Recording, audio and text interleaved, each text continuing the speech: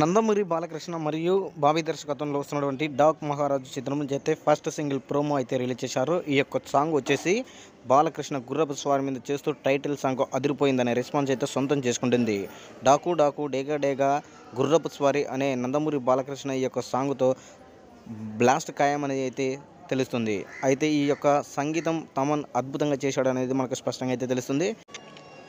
అయితే రేపు song release చేస్తున్నారు కాబట్టి ఇప్పటికైతే ఈ ప్రోమో వచ్చేసి యూట్యూబ్లో టాప్ ట్రెండింగ్లో అయితే నడుస్తుంది. ఇప్పటికి 2 గంటలు కంప్లీట్ అయ్యేసరికి ఈ యొక్క వ్యూస్ వచ్చేసి 1 మిలియన్ వ్యూస్ వచ్చినట్లయితే మనకు స్పష్టంగా తెలుస్తుంది.